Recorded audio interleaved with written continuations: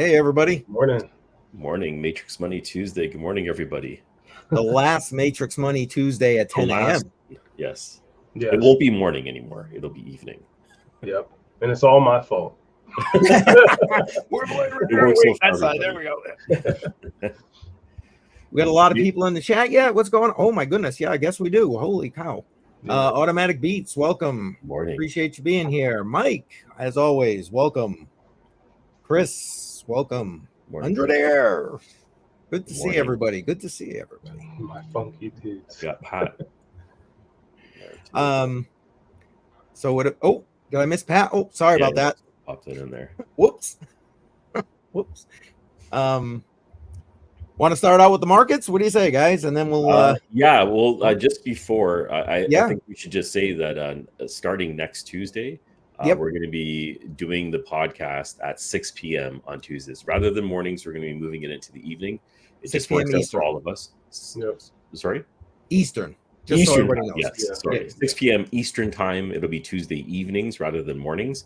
And it'll be the three of us. It just works out a little bit better. And I think we'll also be able to recap content a little bit more because the day has already happened. So we'll see how that goes as well. Yep. And shall we tell them some of the upcoming things we got? Like Absolutely. Go right ahead. Yeah. Yeah, well, I just Go ahead. Do the honors. Yeah, the 15th of October, Hot Crypto will be joining us at 6 p.m. We're gonna let him talk about Terra hosting and his pivot on his channel because he just kind of pivoted his channel a little bit. Yep.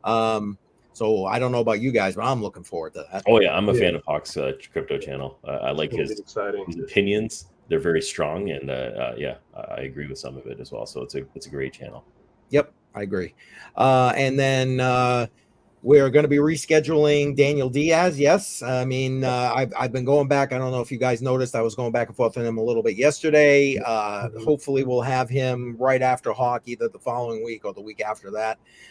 So look forward to that because that was a great live stream we had with him. That was. I'd love to do a follow up just to see where he's at with that. Yeah. So that's amongst the other things. I guess I'll throw it out. I am going to be reaching out. You guys, I haven't even talked to you guys about it yet. I'm going to be reaching out to Jameson Lopp from Casa, and I'm going to see if we can't get him on here. He was one of the guys I was talking with at that conference I went to a few weeks ago. So I'm going to see if I can't bring him in here as well. Talk Bitcoin security, wallet security, and inheritance. That's huge. That's nice. Nice. That's good to hear. Yeah. So we'll see. That's still pending. I got to reach out to him and try and coordinate that. So good stuff. Good stuff. I'll pop up the markets right now so we can take a quick peek at that and start this off. So the rates had changed last week, and it looks like it had affected the prices overall. There was in the U.S. it was 0.5 percentage point, right? 50 basis points. Yes. So I'm in Canada. It looks like we're going to be following suit. There's a call for a very similar cut. We did one before the United States. We did it for a 0.25 basis point. Later next month, I think October, we're going to probably do the same thing. So that's obviously affecting the market right now. Bitcoin for the last 7 days is up 7.5%. And Ethereum 15%, which is quite a bit. We'll go down a little bit further here. What else we got? We got my favorite coin, Solana, up 12%. Big news in Solana today. We're going to be talking about that. Yeah, we got a little bit to talk about Solana. Sorry, my voice is a little bit off. I'll go down here if you want to jump in. We got Dogecoin and Cardano, almost 13%. Avalanche is coming back up. This one's pretty strong also in the last week. Up 16% in the last week. Has there been any news with that? I was just going to ask that. I haven't really heard anything. I don't think there's any news related to it. I think just the market is seeing it being undervalued right now. Oh, okay. Yeah. Go down a little bit over here. If you want me to stop on anything, let me know. This one kind of surprised me. Sui is up 34%. I've heard a lot of positive and negative things about this chain. I bought their gaming console. I don't know why I bought their gaming console. It's just a crypto device, crypto hardware device. And I pre-ordered it. We'll see what happens with it. I'm not 100% sold on this chain yet, but we'll see what they deliver on. See how it goes. Yeah. Yeah. Yeah. And And make a sure you little bit stop of at Caspa. Don't forget them. Is yeah, that no, a little bit of a Yeah. shocker for me on this one because Caspa's been pretty strong most of the time. It's not like it tanked, but it is down 6.5%. So it's hovering around 16 cents, which is still good considering what the market is doing. It's kind of like leveled out over that period of time. And then we have Aptos, 36.4%, a little bit up today. And I can go down a little bit further here. Let me know if you want me to stop anywhere. I mean, stacks went up. Kind Stacks. of. Yep. Stocks almost 30% in the last Yeah. week. That's pretty strong.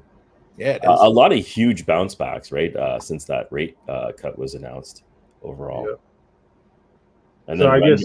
Render's another one. I know you had that on the Oh yeah, that's Crypto on right. the Rocks. You were talking about this one. Did you guys catch Crypto on the Rocks last I week? did. You sat. That was a great one. That podcast. A lot we of people jumped on. It was really Yeah, good. we had what was it, Crypto Billy there, and he sent out one tweet, and it was just like boom, the thing blew up, and that was awesome.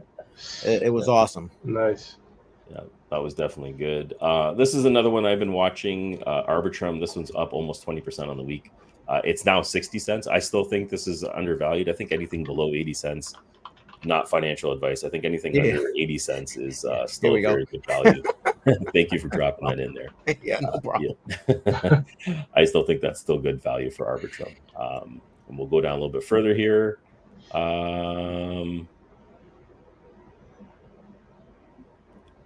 Nothing else is catching my eye, guys.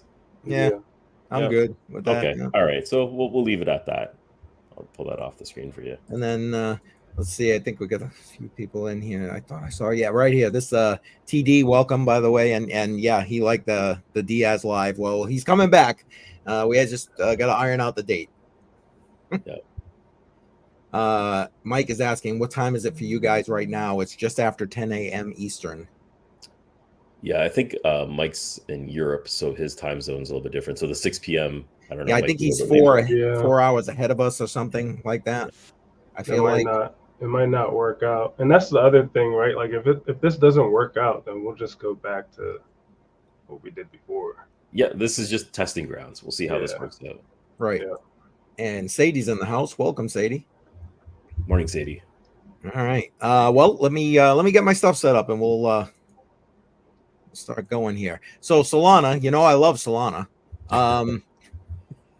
I'm sorry, I just got nothing at this point. But there's a lot of Solana news, so let's get to it. I think this is kind of big news. Citibank, fourth largest bank, I think, in the U.S. Oh, right here it says it right there. Yeah, fourth largest bank in the U.S. Exploring Solana's potential, looking to utilize blockchain tech for money transfers and smart contracts. That's huge. That is huge. A lot of major announcements have come out since Token 2049 launched or started last week, and there's a bunch of Solana conferences that are going on, I think, as we speak right now. So I'm expecting to hear a lot more announcements related to the chain. Yeah. Oh, well, I got another one for you. Let's bring that one up, I guess. And there were a lot. I picked what I thought were two of the bigger announcements. Mm-hmm. And right here, Franklin Templeton, major asset manager here. I guess globally. I was going to say here in the U.S., but I think it's globally. They're looking to put mutual funds on the Solana blockchain. Wow, check that out, eh? Wow. I think the only thing missing right now is an ETF for Solana, but maybe that'll happen soon. Yeah, well, I don't know. And I only say not because of Solana, but any other ETFs at this point. I don't know. You know what I'm saying? Yeah, a little bit scary in that department with the SEC coming back out, flexing its muscles. All right, that's all I got for Solana. So you guys want anything else with Solana? You got to throw it in there. Let's see. No, nothing crazy. The Solana didn't. I don't have the link, but Solana did start announcing features of that new mobile phone that they earlier in the year. They started giving out the specs and letting you know a little bit more about the utility of the phone itself. Maybe I'll talk about that next podcast. I'll do a little bit of a deeper dive. Just not feeling too great today. But there was a lot of features that they're finally releasing, and it looks like, I believe they said March of next year is when shipments are going to start. So there's an actual shipping time. Shipping date. Yeah, which is nice to hear. So money just didn't get burnt, which is great. That is good news. Well, let's transition to Bitcoin a little bit. Sure.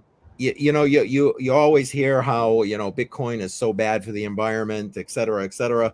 Well, independent peer-reviewed paper here basically showing how Bitcoin mining can help.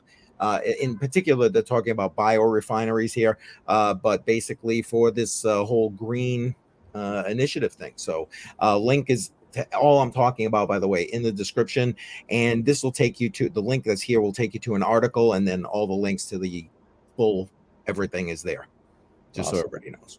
Positive stuff for Bitcoin. That's huge. Yeah. I mean, we're hearing more and more about this kind of stuff now than we are these hit pieces, basically how bad it is for the environment, yada yada yada. Yeah, they're starting to fall in line a bit, which is nice to see. It is good. It is good.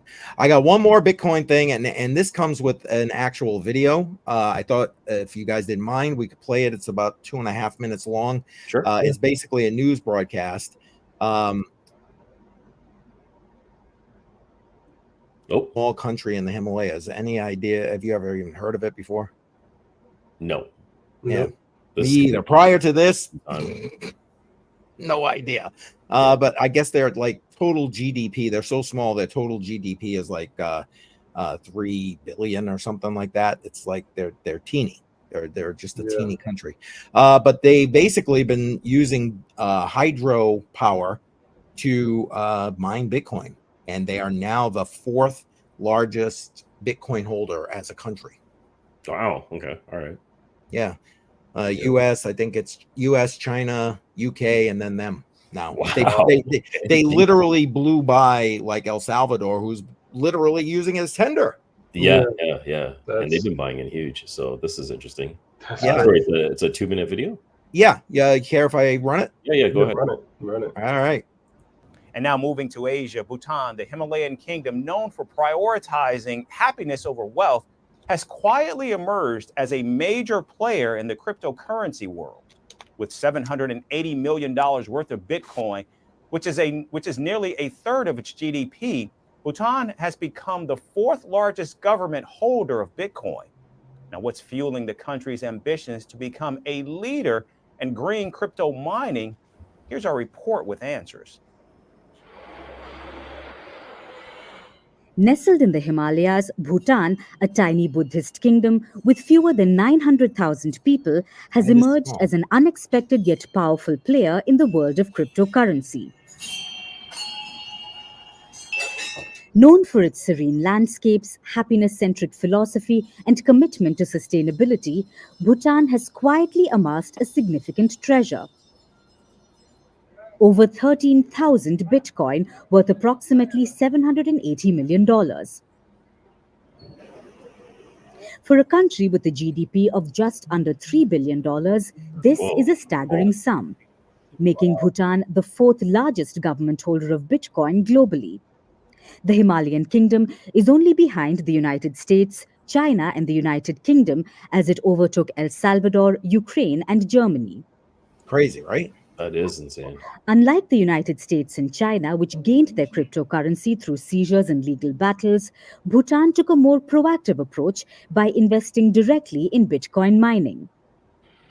And the nation's journey into the digital asset world has been led by its state-owned investment arm, Druk Holdings. Now, even though Bitcoin, the world's first decentralized digital currency, was created in 2009, it has since evolved from a fringe internet experiment into a globally recognized financial asset. And what makes Bitcoin unique is its limited supply and its decentralized nature, operating outside the control of any central bank. While on the other hand, mining Bitcoin involves solving complex mathematical problems to validate transactions on the blockchain. A process that consumes significant energy but offers lucrative rewards in Bitcoin currency. Bhutan's decision to mine Bitcoin rather than purchase it directly aligns with its broader strategy to diversify revenue streams. The country's Bitcoin mining activities have been fueled by its abundant hydropower resources, making Bhutan one of the most eco-friendly crypto miners in the world. Yeah, that's gonna help. That's definitely going to help. Yep. So, So they I have an wanted to abundance make of sure we power. got to the end of that, you know. Yeah. So Yeah. Yeah, they have an abundance of power, less than 1 million people. That's like Yeah. really good diversification for a country that small. right, like literally out of nowhere. You know? I didn't know. Literally out of Fourth nowhere. largest in the world. Yeah. Yeah, I mean, it's just crazy. It's crazy. What's to say? Are any just jumping back into? Oh, in buying Sol. Are you guys buying Sol? No. I'm tapped out Well, right now, so I've reached my maximum. okay. Well, I mean, I'm thinking about it because when we were talking about SOAR stuff and what's going on, not SOAR, but soul stuff. Sorry, Yeah. I'm thinking about work. But when we were talking about soul stuff, there's something called SOAR Chain. Yes. I don't know if you've heard of it. I know it's a deep end project, so I know Jar definitely heard of it. But have you thought about buying their device? I know it's very similar to like the Demo device, and I think Mapmetrics sort of it's kind of like that as well. But what are your thoughts? Because it's on the Soul chain. Yeah. So I believe the device also uses the ODB port, which is being utilized right now by my demo device.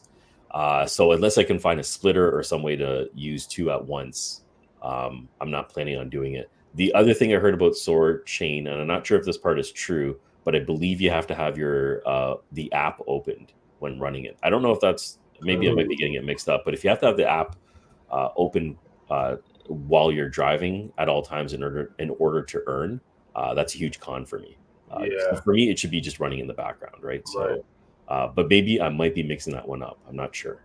Yeah, I think I'm gonna have to do some more research on it because through Nadex, I think last week before they had an issue with their app, and I don't know if others noticed, but a lot of people weren't able to actually access their Nadex app, so they weren't able to actually reap the benefits of using some of their token. I think it's like the gems that you can use to get discounts on items. Yeah. And that's where I found the whole Sword Chain Deep End project was through Nadex.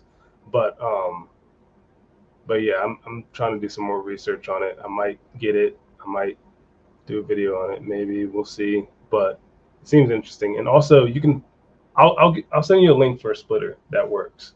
So yeah, you can use a splitter, and they're not very expensive, and you can run multiple devices. Yeah, I heard there was splitters out there. I just haven't looked further enough, and it looks like Pascal's confirming that the app needs to be opened. So for me, that's a huge con, right? Because in order for I'm running around with kids all the time, I don't have time to open up my app and see if it's connected and all this other stuff. Right. I definitely think that Demo did it right. It's running in the background. If you have the software in your vehicle that can connect to their network, you don't even have to plug in anything. It just works. You just sign in and authenticate it. So and these projects also evolve over time. So this is something that maybe is right now, and that's something that they might choose to change later down the road, right? Sure. Hopefully, because I do agree with you. You guys familiar with this project on Sui? Yeah. Chirp. I tried to get a hold of the team. I am looking into this project. It's I believe they're sharing Wi-Fi. Not 100% too sure. Or I think they're a competitor for Helium and their mobile token. So somewhere along the lines of that. But I am looking into that one. That one seems like an interesting project. Nice. FF, I know you might have to jump off earlier. Do you have anything to note? No. Just thank you guys for continuing this. I know sometimes I'm not here because of work, but I really appreciate it. I appreciate everybody hopping in the chat as well and watching us 100%. As we ramble about crypto. But I'm probably gonna have to get back to work. Yeah, work gets in the play. Yeah, I wish we could do this completely full time, but work definitely gets in the way of things sometimes. Yeah. Amen to that. Awesome. I have one thing I wanted to talk about. See you later. The project I want to talk about, which is one that I was trying to caution people before about. It's called WireX. I thought this is a node project that came out. This is probably now going back 4 or 5 months, and I thought this possibly could be a scam because they were mentioning that they had a partnership with Visa and they also mentioned a partnership with MasterCard.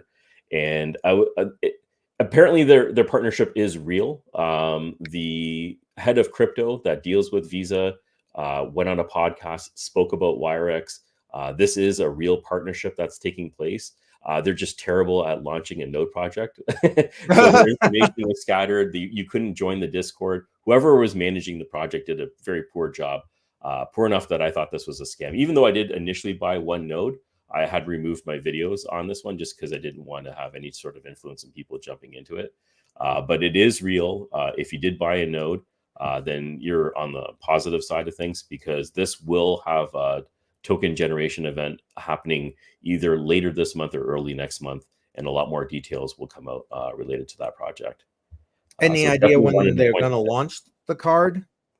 Yeah, they already have a debit card that's out there. Okay. They've actually had a partnership with, I think it's with Visa for years now. I didn't know this.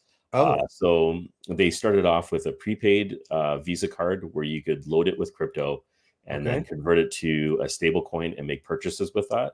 And you could also do the reverse. This is actually their third generation of their card. Again, I didn't know that either. When the node project had launched, everything happens very quickly. I wasn't able to do enough research into it, but I've been keeping an eye on it because I was just trying to figure out where it's going.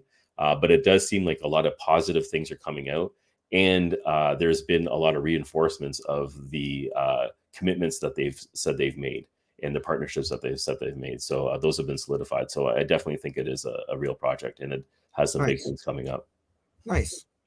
Yeah. So yeah, I just wanted to make sure I pointed that out.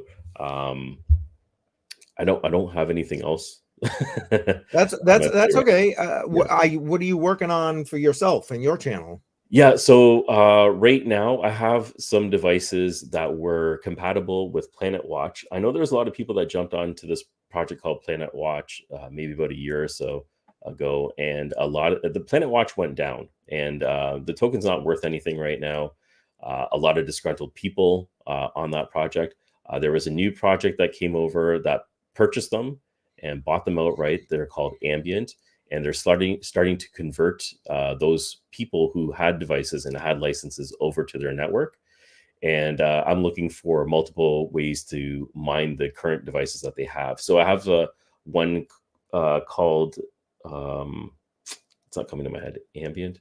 No, Element, the Aware Element device. And there's a few other devices that were on Planet Watch. And I'm finding multiple ways to mine different cryptos with the hardware that you might already have. So I'm going to be putting out some content on that. Nice. I don't know if you saw that in the chat. He is asking you a question about the DPIN device management tool. Oh, yeah. So the management tool, I'm editing the video right now. So that video hopefully will be out on Friday. So the software that I'm using to manage my DPIN devices is called Uptime Kuma. It's a free open source software that you can download off of GitHub. And if you just configure it for DPIN, which is I'm going to be pinging the IP address of those devices every 60 seconds, it'll put it on a ticker on your screen, and then you can monitor the uptime of those devices. So I have a lot of DPIN devices, and I'm not checking them all the time. So I could be losing out on earnings, and it could be offline for weeks, sometimes months before I look at it again. You go and I have look, dozens of them, right? Wow. So this is like a little dashboard that you can put up on your screen. Give me a second. I might actually be able to pull it up for you. And damn it, Dave in the house, and he's saying I'm using AWAR. I don't know. I'm probably. AWAR, yeah, that's another one on Planet Watch. Okay. Yeah. Sorry, 1 second here, and I'll get the dashboard so you can see what I'm talking about. Back to the original question here. So when you bring it up. Okay. Yeah. So here is what the dashboard looks like. So I have a few of my devices on here. You can see my WingBits is offline. And this is how I know it's offline, because I'm not looking at WingBits all the time. But it monitors it. And as soon as there is any offline time, it'll either be orange or red to let you know that there's either intermittency or it's completely offline. And if it's completely offline, it'll eventually look like this. And this ticks. This is right now set for every hour, I believe, or 45 minutes. And it's continuously monitoring it and pinging it every minute. So it's a great. Can you set the interval? You can set the interval to whatever you want it to be. I put it at a minute because that was a default, and that just seems to be fairly reasonable. So I can take a look at it from a long-term event. If you have devices that need to be online for at least 20 hours, like a lot of nodes, you can configure this for nodes as well, which I had originally done before. It just seems like it makes more sense for deep-in devices. Okay, cool. So, I don't know if you saw Mike's question. He's asking thoughts on Versus. yes. Oh, Versus Verus. Verus coin, yeah. So Yeah, Verus coin had a huge pump. Yeah, that's what he just said right here. Pumped recently. Yeah. Not even like a little bit. It was gigantic. So it's at 340. But let's just take a look at this chart. Well, yeah, look at that. Holy moly. Yeah. I have no idea why it took off the way it did. But that's a huge pump over the last couple of days. And utilities there, the market cap is now over 250 million, which is gigantic for this. It's a great project, community driven. I've talked to a lot of people on the team over the last little bit. I have a guide on how to mine it. It looks like it's ASIC resistant project, and you can run it on a little Pi device if you want to. And it seems to be somewhat profitable. Definitely profitable now. It wasn't so profitable before. A lot of people are mining this on phones. So I was just about to say Paperclip mines it on a whole phone farm he has. Yeah. Matter of fact, Mike, he usually joins in Crypto on the Rocks on Friday night. I'll ask him about this while we're live. I know it's probably late for you, so you might not be able to watch live, but you could possibly go back and check it out. He is all over this whole Verus coin thing. Yeah. Shout out to Paperclip. He has a ton of tutorials on how to mine Verus coin. Really healthy project. The team is great. Again, it's going to come down to the utility of the project, because right now it's a coin. But if they're going to layer on other utilities to the coin, I think it'll create more value. Yep. I mean, you might even want to go check his channel. He might have already done a video on it, and I just didn't see it, to be completely honest. Link to his channel's in the oh wait, it's not in this description. It's in descriptions on my channel. Sorry about that. This is Matrix Money Podcast. Forgot where I was. Forgot where I was. Oh damn. Well, for me, I got my normal stuff coming out tomorrow. I'll be live. Did you hear that China is now basically turned on the money printer? Yeah. So is that true? I've gotten several news announcements about it, so I'm guessing yes. Yeah. Okay. All right. Yeah, I'm guessing yes. So if I'm going to try and do a little more research on that today, and if that's the case, that's probably what I'll end up talking about tomorrow on my live stream during the day. I'm still looking to do one on another one on Thursday live, Friday night as usual. Crypto on the Rocks, 7 p.m. and followed by after hours after that. And again, if you missed last week's Crypto on the Rocks, man, you got to go back and check that out. It was just on fire. Normally I wrap up around like 9 o'clock and then head over to after hours, but it was just going and going. I wrapped up almost close to 10 and then headed over. So it was great. It was a good that was definitely a good one. I caught a bit of that one. That was fun. Yeah. With everybody turning on their printers, I'm wondering how this is going to affect crypto, because it could affect it positively and negatively at the same time. So it's interesting to see. Again, I'm here in Canada, and we're going to do a rate cut possibly next month. Middle of October is when we're going to do our next one. Yep. And I believe we're going to do another one in December as well. And if they're going to follow the pattern, like I was listening to the CBC, and they're talking about dropping it before the year is over, a full percentage point. So 50 basis points. That's not a lot. That's a lot. Considering we haven't done anything in years, that's quite a bit to drop it. So it's speaking about the current market state that we're in right now. Unemployment here is pretty bad. Prices are incredibly high. So inflation's another factor. It's a little bit puzzling because you can't keep printing money forever, right? So, and this is where I think crypto is going to be that one asset that'll be tested and true. I don't know if Bitcoin's going to be the one, but it's just a safe haven right now. And I see a lot of people just starting to diversify and hedge their bets when it comes to what they're going to be investing in long term. Unless you talk to Daniel, And then unless you talk to Daniel, yes, and we'll be doing a follow-up with Daniel. Daniel's not wrong when he's talking about gold. Oh, hell no. And its value over a long period of time. But the possible crash in the market, like this house of cards that we've been sitting on for a while, can still be held up a little bit longer. So I do agree that he says it's going to crash. I think that's possible. The timeline is a little bit off. So in my opinion, yeah. And let's be honest, crypto will go down with everything else. 100%. But the question is, how quick will it recover? That's the question. Yeah, absolutely. And thank you, Automatic Beats. Appreciate that as always. Nice new logo he's got there. Yeah. Appreciate it. I don't know. That's basically what I got, my friend. You got anything else you want to throw out to everybody? Yeah. Pardon me? You got No, I don't have anything else. I say we wrap it up. And thank you everybody for joining the stream today. Again, we're going to start our podcast next week at 6 p.m. So the 10 a.m. slot is going to switch to 6 p.m. We're going to try that a little bit. I think that works a little bit better for possibly a lot of our audience members as well as us as a team. We're going to see how that goes. So thank you for joining the Matrix Money podcast. Happy Tuesday, everybody. Yeah, take care, everybody.